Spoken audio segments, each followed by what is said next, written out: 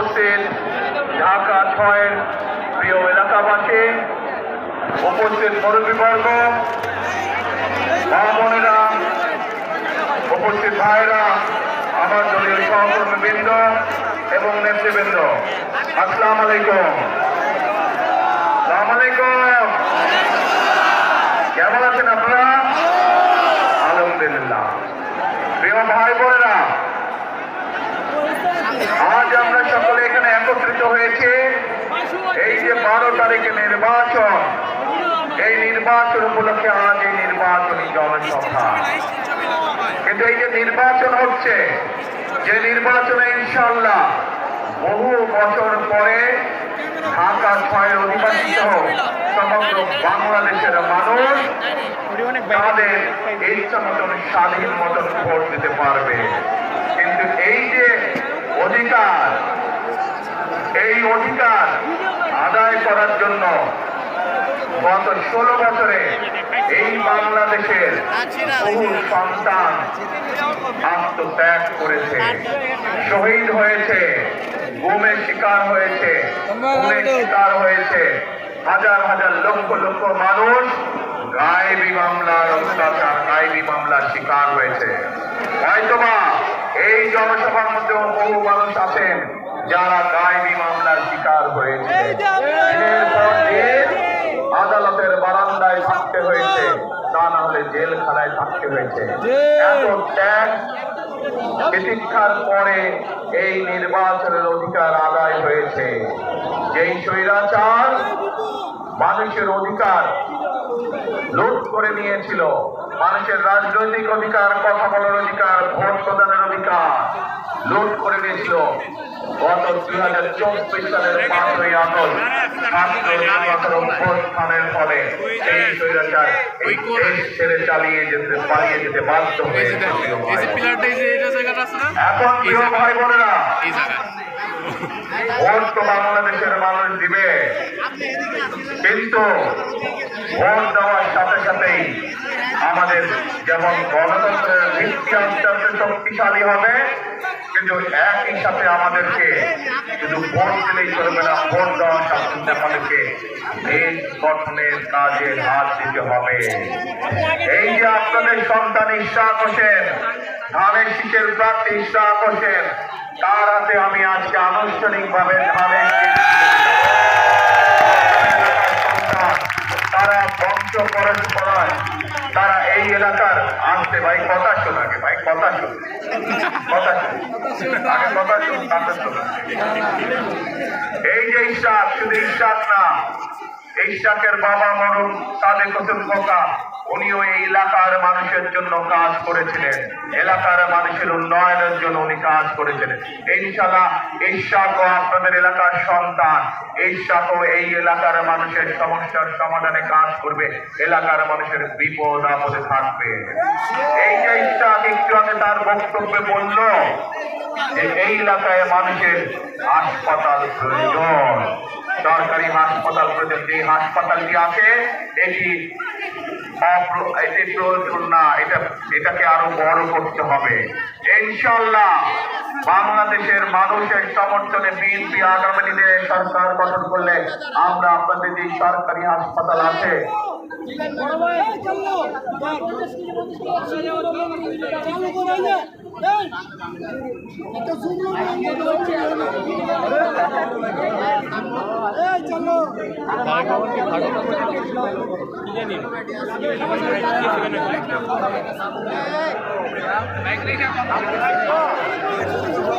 এই হাসপাতালকে ইনশাআল্লাহ আমরা শয্যা সংখ্যা বৃদ্ধি করব, যাতে এই এলাকার মানুষ সহজে চিকিৎসার সুবিধা পেতে পারে। প্রিয় ভাই বোনেরা, এই এলাকার আরেকটি বড় সমস্যা আছে। এই সমস্যা শুধু এই এলাকার নয়, এই সমস্যা সমগ্র ঢাকা শহরে, সেটি হচ্ছে বুড়িগঙ্গা নদী। এই বুড়িগঙ্গা নদীকে আমাদেরকে ঠিক করতে হবে। বুড়িগঙ্গা নদীর পানি সম্পূর্ণভাবে কলুষিত হয়ে গিয়েছে। এই বুড়িগঙ্গা নদীকে আমাদের সুন্দরভাবে আবার পরিষ্কার করতে হবে, যাতে এই এলাকার মানুষ যেই বুড়িগঙ্গাকে নিয়ে গর্ব করত, সেই আমরা গর্বকে যাতে আবার ফিরিয়ে আনতে পারি।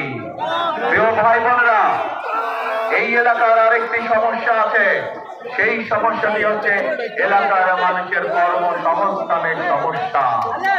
আমরা সিদ্ধান্ত গ্রহণ করেছি যে ইনশাল্লাহ বিএনপি সরকার গঠন করলে ঢাকা শহর সহ যেখানে যেখানে বাংলাদেশের যেই বিষয় বিশেষজ্ঞ আছে সেখানে সেই অঞ্চলের উপযুক্ত করে ইনশাল্লাহ আমরা শিল্প কল কারখানা গড়ে তুলবো, যাতে করে সেই এলাকার মানুষেরা, সেই এলাকার যুবকরা, সেই এলাকার তরুণরা, সেই এলাকার মেয়েরা সেখানে কর্মসংস্থানের ব্যবস্থা করতে পারে। একই সাথে আমি খবর নিয়ে জেনেছি এই এলাকার মানুষ বিভিন্ন টেকনিক্যাল কলেজ এবং ভকেশনাল চায় এলাকার যারা শিক্ষিত ছেলেরা আছে, মেয়েরা আছে, তাদেরকে দক্ষভাবে করার জন্য এরই ভিতরে আমরা পরিকল্পনা গ্রহণ করেছি যে বিএনপি ইনশাল্লাহ সরকার গঠন করলে শুধু ঢাকা 6 নয়, আমরা সমগ্র বাংলাদেশে পর্যায়ক্রমে সব জায়গায়, সব অঞ্চলে, ওই অঞ্চলের উপযোগী করে আমরা ভকেশনাল ইনস্টিটিউট, টেকনিক্যাল ইনস্টিটিউট, আইটিতে যে আমাদের ছেলেমেয়েরা কাজ করে তাদেরকে বিভিন্ন বিষয়ে ট্রেনিং দেওয়ার জন্য আমরা এই প্রতিষ্ঠানগুলি গড়ে তুলব। আমরা আমাদের ছেলেমেয়েদেরকে দক্ষ নাগরিক হিসাবে গড়ে তুলব, যাতে করে তারা দেশেই হোক বিদেশি হোক যাতে তারা কর্মসংস্থানের ব্যবস্থা করতে পারে। প্রিয় ভাই বোনেরা, আপনাদের নিশ্চয়ই মনে আছে এর আগে যখন দেশনেত্রী বেগম খালেদা জিয়া সরকার পরিচালনার দায়িত্বে ছিলেন তখন এই দেশের মেয়েদেরকে শিক্ষিত করার জন্য উনি একটি পদক্ষেপ নিয়েছিলেন এবং সেটি ছিল ক্লাস 1 থেকে ক্লাস 12 পর্যন্ত মেয়েদের শিক্ষা ব্যবস্থা বিনামূল্যে করে দেওয়া। আমরা সিদ্ধান্ত গ্রহণ করেছি ইনশাআল্লাহ আগামীতে সরকার গঠন করলে আরো উপরের পর্যন্ত, ইউনিভার্সিটি পর্যন্ত, বিভিন্ন পর্যায় পর্যন্ত আমরা মেয়েদের শিক্ষা ব্যবস্থা যে ফ্রি, সেটার আমরা ইনশাআল্লাহ প্রসার ঘটাবো, যাতে আমাদের মেয়েরা, আমাদের দেশের মেয়ে সন্তানরা যাতে বিনামূল্যে আরো উচ্চতর শিক্ষা গ্রহণ করতে পারে বিনামূল্যে, সেই ব্যবস্থা ইনশাআল্লাহ আমরা গ্রহণ করব। শুধু তাই নয়, আমাদের মা বোনদেরকে শিক্ষার আলোর পাশাপাশি তাদেরকে অর্থনৈতিকভাবে স্বাবলম্বী করে গড়ে তোলার জন্য এটি শহরেই হোক, গ্রামেই হোক, যে জায়গায় হোক না কেন, বিশেষ করে যারা খেটে খাওয়া মানুষ সেই সকল পরিবারের গৃহিণীদেরকে বা মাদেরকে আমরা ফ্যামিলি কার্ড পৌঁছে দিতে চাই। যেই ফ্যামিলি কার্ডের মাধ্যমে প্রতি মাসে আমরা এই পরিবারগুলোর কাছে একটি সহযোগিতা পৌঁছাবো, যার মাধ্যমে ধীরে ধীরে এই পরিবারগুলো ইনশাআল্লাহ সামনে স্বাবলম্বী হয়ে গড়ে উঠবে। প্রিয় ভাই বোনেরা, একই সাথে বাংলাদেশের কৃষক ভাইদের পাশে আমরা দাঁড়ানোর সিদ্ধান্ত নিয়েছি। এই এখানে নিশ্চয়ই বহু মানুষ উপস্থিত আছেন যাদের বাংলাদেশের বিভিন্ন অঞ্চলে, গ্রামে গঞ্জে পরিবার পরিজন আছেন যারা কৃষি কার্যের সাথে জড়িত এবং নিজেরা হয়তো প্রত্যক্ষ না হলেও পরোক্ষভাবে হয়তো কৃষি কাজের সাথে জড়িত আছেন। আমরা সিদ্ধান্ত গ্রহণ করেছি আমাদের দেশের কৃষক ভাইদেরকে যেভাবে মা বোনদেরকে আমরা ফ্যামিলি কার্ড দেব, একইভাবে কৃষক ভাইদেরকেও আমরা একটি কৃষি কার্ড দেব, যার মাধ্যমে কৃষক ভাইদের কাছে আমরা কৃষি সংক্রান্ত বিভিন্ন সহযোগিতা সোজাসুজি ডাইরেক্টলি তাদের কাছে পৌঁছে দিব। এবং একই সাথে আমরা সিদ্ধান্ত গ্রহণ করেছি সমগ্র বাংলাদেশের যেসব কৃষক ভাইয়ের 10,000 টাকা পর্যন্ত কৃষি ঋণ আছে, সেই কৃষি ঋণগুলো আমরা সুদ সহ ইনশাআল্লাহ মওকুফ করার ব্যবস্থা করব। প্রিয় ভাই বোনেরা, আমরা আমাদের সন্তানদেরকে যেরকম লেখাপড়া শেখাবো, আমরা যেমন তাদের মধ্যে থেকে বিভিন্ন পেশার দক্ষ মানুষ গড়ে তুলবো, ডাক্তার, ইঞ্জিনিয়ার, আর্কিটেক্ট, উকিল, ব্যারিস্টার আমরা গড়ে তুলবো, একইভাবে আমরা আমাদের দেশে বহু প্রতিভাবান ছেলেমেয়েরা আছে যারা বিভিন্ন খেলাধুলায় পারদর্শী। আমরা সিদ্ধান্ত গ্রহণ করছি সমগ্র বাংলাদেশ থেকে আমাদের এইসব প্রতিভাবান বাচ্চাদেরকে বের করে নিয়ে আসবো এবং তাদেরকে আমরা দক্ষ খেলোয়াড় হিসাবে গড়ে তুলবো, পেশাদারী খেলোয়াড় হিসাবে তাদেরকে আমরা গড়ে তুলবো।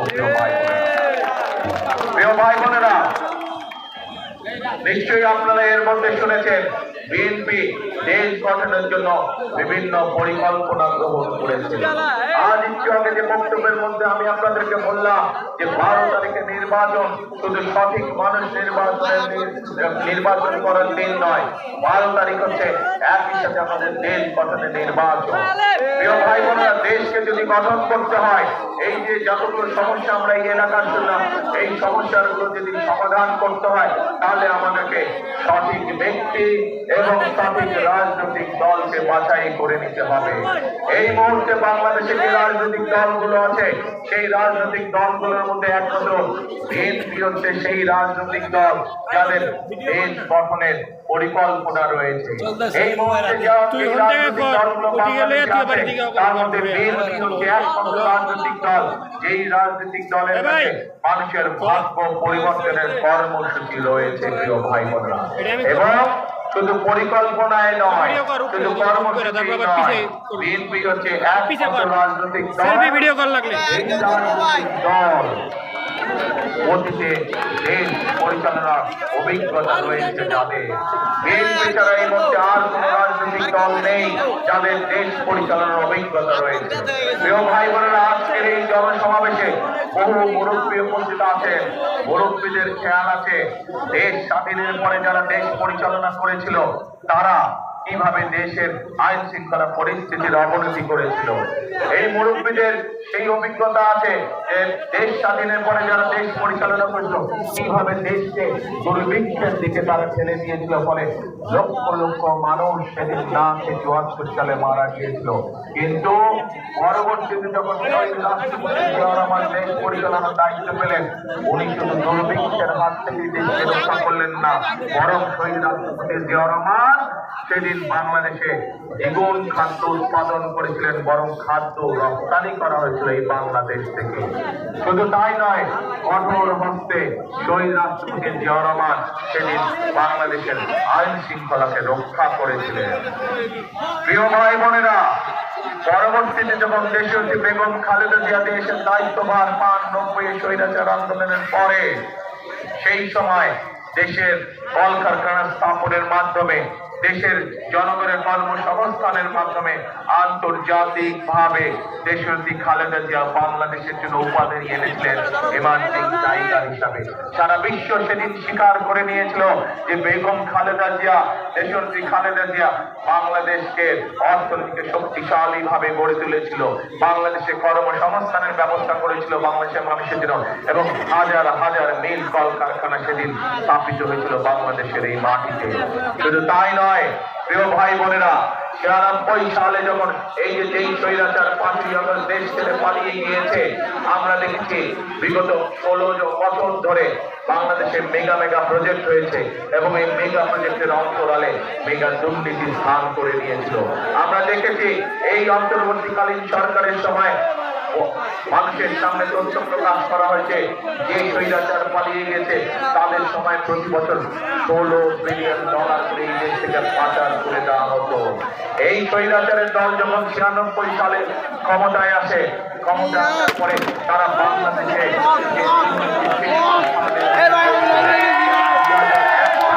যখন জনগণের পক্ষ থেকে আবার দেশ পরিচালনার দায়িত্ব পান, তখন দমন করেন এবং ২০০৫ সালে দুর্নীতির কলঙ্ক থেকে বাংলাদেশকে মুক্ত করে নিয়ে এসেছিলেন। প্রিয় ভাই বোনেরা, সেজন্যই আপনাদের সামনে আমি বলেছি যে যে আমাদের যতগুলো পরিকল্পনা আছে, আমাদের যতগুলো কর্মসূচি আছে, এই কর্মসূচিগুলোকে যদি সফল করতে হয়, এই কর্মসূচিগুলো যদি জনগণের কাছে পৌঁছে দিতে হয়, তাহলে দুটি কাজ আমাদেরকে অবশ্যই করতে হবে। একটি হচ্ছে দুর্নীতিকে কঠোর হস্তে আমাদের দমন করতে হবে, দুর্নীতির লাগাম টেনে ধরতে হবে, এবং একই সাথে দেশের মানুষের আইন শৃঙ্খলা নিশ্চিত করতে হবে, প্রিয় ভাই বোনেরা। এবং এই দুইটি কাজে বিএনপি সফলভাবে অতীতে করেছে, কাজে এই কাজ করার অভিজ্ঞতা একমাত্র বাংলাদেশের এই বিএনপি নামক যে দলটি, সেই রাজনৈতিক দলেরই এই অভিজ্ঞতা রয়েছে।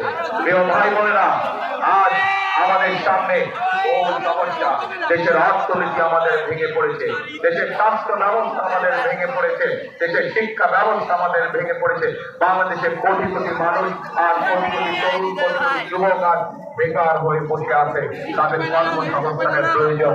আমাদের শিক্ষার জন্য আগামী প্রজন্মের শিশুদের শিক্ষা ব্যবস্থাকে আমাদের গড়ে তুলতে হবে। আমাদেরকে বিদেশ থেকে আপনারা নিশ্চয়ই পত্রিকার খবর রেখেছেন যে বিগত কয়েকদিন ধরে আমি বিভিন্ন দেশের রাষ্ট্রদূতের সাথে কথা বলেছি। প্রত্যেকের সাথে কথা বলার সময় আমি বলেছি যে বাংলাদেশের মানুষের জন্য আমাদের কর্মসংস্থানের ব্যবস্থা করতে হবে এবং আমরা চাই আপনারা আপনাদের দেশ থেকে বিনিয়োগকারীদেরকে বাংলাদেশে নিয়ে আসুন। প্রিয় ভাই বোনেরা, প্রত্যেকটি দেশের রাষ্ট্রদূত বলেছে ইনশাআল্লাহ বিএনপি ক্ষমতায় আসলে বিএনপি সরকার আমরা আমাদের দেশের বিনিয়োগকারীদের যাতে করে তারা এখানে নীল ট্যাক্স স্থাপন করে এবং এই দেশের মানুষের কর্মসংস্থানের ব্যবস্থা হয়। প্রিয় ভাই বোনেরা, প্রিয় ভাই বোনেরা, আজ সময় এসেছে আমাদেরকে এই সমস্যাগুলোর সমাধান করতে হবে এবং এই সমস্যার সমাধানগুলো করার যোগ্যতা এবং অভিজ্ঞতা আছে। আমাদের সামনে বড় সমস্যা, আজ যদি আমরা দেশ গঠনের কাজে হাত না দেই তাহলে আবার আমাদের দেশকে জনগণকে পিছিয়ে পড়তে হবে। সেজন্যই আগামী 12 তারিখের নির্বাচনে আমাদেরকে সঠিকভাবে মানুষকে যাচাই করে নিতে হবে। আমাদের 12 তারিখের নির্বাচনে সঠিক সিদ্ধান্ত নিয়ে সঠিক দলকে সরকার গঠনের সুযোগ দিতে হবে। প্রিয় ভাই বোনেরা, প্রিয় ভাই বোনেরা, আজ যদি এই বিশাল জনসভার সামনে দাঁড়িয়ে আমি যদি শুধুমাত্র আমার প্রতিপক্ষ সম্পর্কে আপনাদেরকে বলে যেতাম তাতে জনগণের কোনো উপকার হতো না। হতো কি জনগণের উপকার? জনগণের কোনো উপকার হতো না। সেই জন্য এই সংক্ষেপে আমি আপনাদের সামনে আমাদের পরিকল্পনার কথা তুলে ধরেছি। এই মুহূর্তে জনগণের সামনে পরিকল্পনা একমাত্র কিভাবে তারা বেকার সমস্যার সমাধান করতে চায়, কিভাবে আমরা আমাদের মাদেরকে, আমাদের দেশের মহিলাদেরকে, আমাদের দেশের নারীদেরকে আমরা কিভাবে স্বাবলম্বী করে গড়ে তুলতে চাই, কিভাবে আমরা আমাদের শিক্ষা ব্যবস্থা করে তুলতে চাই, কিভাবে আমরা আমাদের জলবায়ুর পরিবর্তনে আমরা কাজ করতে চাই, কিভাবে আমরা ট্রাফিক জ্যাম ঠিক করতে চাই, এই পরিকল্পনাগুলো একমাত্র বিএনপির আছে। বিএনপি জনগণের সামনে উপস্থাপন করেছে। প্রিয় ভাই বোনেরা, প্রিয় ভাই বোনেরা, আসুন আজকে আমাদেরকে আমাদের এই দেশকে গড়তে হবে। দেশনেত্রী বেগম খালেদা জিয়া, দেশনেত্রী বেগম খালেদা জিয়া এই মানুষটিকে আপনারা সকলেই চেনেন। কদিন আগেও এই মানুষটি আমাদের সাথে ছিল, কিন্তু আজ উনি এই দুনিয়া ছেড়ে চলে গিয়েছেন। এই মানুষটিকে স্বৈরাচার নির্যাতন, সরকার এমন কোন নির্যাতন যা তাকে করছে, জেল, জুলুম, কেস, কাছারি, মিথ্যা মামলাকে সব রকম নির্যাতন করেছে। তাকে তারা বলেছিল যে আপনি দেশ ছেড়ে চলে যান, আমরা আপনাকে কোনো জেল জুলুম করবো না। কিন্তু দেশনেত্রী খালেদা জিয়া তাদের সেই কথা শুনেন নাই। উনি বলেছিলেন এই বাংলাদেশি আমার প্রথম, এই বাংলাদেশি আমার শেষ ঠিকানা, এই বাংলাদেশি জনগণ হচ্ছে আমার স্বজন, আমার আপনজন, আর এদেরকে ছেড়ে আমি কোথাও যাবো না। ভাই বোনেরা, প্রিয় ভাই বোনেরা, এই বাংলাদেশ দেশনেত্রী খালেদা জিয়ার যেমন প্রথম এবং শেষ ঠিকানা ছিল, এই বাংলাদেশ এই মাঠে হাজার লক্ষ মানুষের প্রথম এবং শেষ ঠিকানা, আমাদের সকলের প্রথম এবং শেষ ঠিকানা। কাজে এই দেশকে আমাদেরই গড়ে তুলতে হবে। এই দেশের মানুষের ভাগ্যের পরিবর্তনের জন্য আমাদেরকে পরিশ্রম করতে হবে। শুধু প্রয়োজন সঠিক পরিকল্পনা, প্রয়োজন সঠিক কর্মসূচি, যা একমাত্র বিএনপির কাছে আছে। ইনশাআল্লাহ 12 তারিখের নির্বাচনে ধানের শীষে আপনারা জয়যুক্ত করলে এবং 12 তারিখের নির্বাচনে সমগ্র বাংলাদেশে বিএনপি ইনশাআল্লাহ সরকার গঠন করলে আমরা দেশ গঠনের কাজে হাত দেব। প্রিয় ভাই বোনেরা, কারা কারা আছেন আমার সাথে দেশ গঠনের কাজে হাত দেবেন? ইনশাআল্লাহ প্রিয় ভাই বোনেরা, আমরা সকলে মিলে দেশ গঠনের কাজে হাত দেব। এটাই হবে আজকের এই জনসভার প্রতিজ্ঞা, এটাই হবে আজকের এই জনসভার সফল। প্রিয় ভাই বোনেরা, সকল সময়ে শহীদ রাষ্ট্রপতি জিয়াউর রহমান একটি কথায় বিশ্বাস করতেন, দেশনেত্রী খালেদা জিয়া একটি কথায় বিশ্বাস করতেন, তাদের সন্তান হিসেবে আমিও সেই কথায় বিশ্বাস করি এবং সেই কথাটি হচ্ছে করবো কাজ, গড়বো দেশ, সবার আগে। প্রিয় ভাই বোনেরা, পৃথিবীর বহু দেশ তারা অক্লান্ত পরিশ্রম করে নিজেদের দেশ তারা নিজেরা গঠন করছে, বাইরে থেকে কেউ এসে গঠন করে দেয় নাই। কাজে আমাদেরও দেশ আমাদেরকেই গঠন করতে হবে। বহু সময় আত্মত্যাগ করেছেন এই দেশকে স্বাধীন করতে, বহু সময় জুলাই আগস্ট মাসে আত্মত্যাগ করেছেন সেই স্বাধীনতা রক্ষা করতে, গণতন্ত্রকে ছিনিয়ে আনার জন্য আমাদের বহু হাজারো সহকর্মী গত 16 বছরে জীবন উৎসর্গ করেছে। তাদের এই ত্যাগকে আমরা বৃথা যেতে দিতে পারি না, এবং যদি বৃথা যেতে দেওয়া না হয় তাহলে আমাদেরকে আগামী দিন যে কোনো মূল্যে আমাদের জনগণের ভাগ্য পরিবর্তন করতে হবে। আমাদেরকে আগামী দিন যে কোনো মূল্যে এই দেশকে সামনের দিকে এগিয়ে নিয়ে যেতে হবে। প্রিয় ভাই বোনেরা, আজকে আসুন সেই জন্য আপনাদের সকলের কাছে বিএনপির পক্ষ থেকে আজ আমি হাজির হয়েছি। আপনাদের কাছে আমি ধানের শীষের পক্ষে ভোট চাইছি। ধানের শীষের পক্ষে এই জন্য ভোট চাইছি, ধানের শীষ হচ্ছে এই দেশের বাংলাদেশের স্বাধীনতা এবং সার্বভৌমত্বের প্রতীক। ধানের শীষ হচ্ছে এই দেশের মানুষের ভাগ্য পরিবর্তনের প্রতীক। ধানের শীষ হচ্ছে এই দেশের জনগণের ভাগ্য পরিবর্তনের প্রতীক। প্রিয় ভাই বোনেরা, আজ এই পর্যন্তই বক্তব্য রেখে আমার বক্তব্য শেষ করছি। ইনশাআল্লাহ আগামী দিন আমরা সকলে কাঁধে কাঁধ মিলিয়ে একসাথে আমরা দেশ গঠনের কাজে কাজ দেবো ইনশাআল্লাহ। এই হোক আমাদের আজকে নির্বাচনী জনসভার শপথ, এই হোক আমাদের নির্বাচনী জনসভার প্রতিজ্ঞা। আল্লাহ হাফেজ। বাংলাদেশ জিন্দাবাদ, বাংলাদেশ জাতীয়তাবাদী দল জিন্দাবাদ।